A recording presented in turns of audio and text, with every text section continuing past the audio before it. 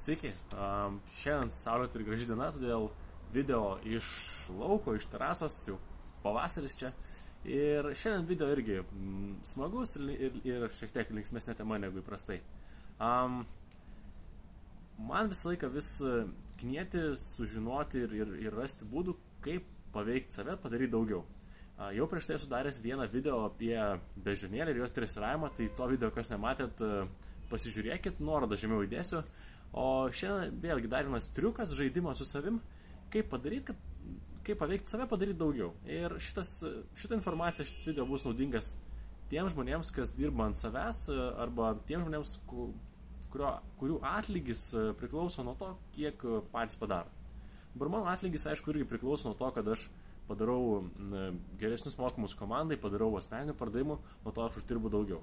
Bet tas atlygis labai dažnai nebemotyvuoja, nebeveža daryti tiek daugiau, kiek galėčiau. Todėl aš esu sugalvojęs tokį žaidimą su savim. Kas per žaidimas? Jeigu aš padarau kažkokį tai gerą darbą, tai yra pardavimą, gerus mokymus, gerą seminarą, gerai padirbu su komanda, tai yra darbą, kuris man iš karto arba vėliau uždirbs pajamas, aš save apdovanoju. Tai reiškia, jeigu padarau gerą darbą, nusipirku kažką malonaus savo.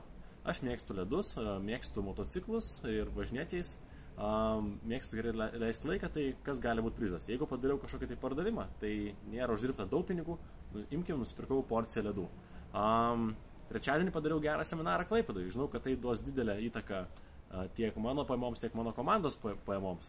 Tai nusipirkau sportinės motociklo stabdžių ir sankamos rankenėlės. Vėlgi, atrodo smulkmena tos rankenėlės ir šiaip gali sau leistis nusipirkti, ir tą ledą gali šiaip sau leisti nusipirkti. Bet aš neperku malonių smulkmenų savo tol, kol aš jų neužsidirbu. Savaime suprantam, padaręs vieną ar kitą darbą uždirbi daugiau negu kainuoja ta smulkmena. Bet kai išdresiruoji save pirkti malonius daiktus tik tada, kada esi nusipelnęs, tai vėliau netgi būna sunku iš tikrųjų kažką nusipirkti, jeigu jautiesi neužsidirbęs. Tai netgi paimkim, kad rūbus. Perku tik tais tada, kada būnu padaręs gerą darbą, užsidirbęs, nusipirku savo kažką tai gražaus apsirengti. Tai tokį žaidimą žaidžiu su savim pats.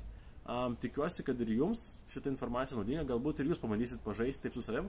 Ilgainiui tai tampa labai maloniu įpročiu ir įpročiu, kuris padeda kiekvieną dieną susikurti truputį daugiau motyvacijos eiti ir judėti, truputį daugiau motyvacijos padaryti daugiau negu įprastai padarai.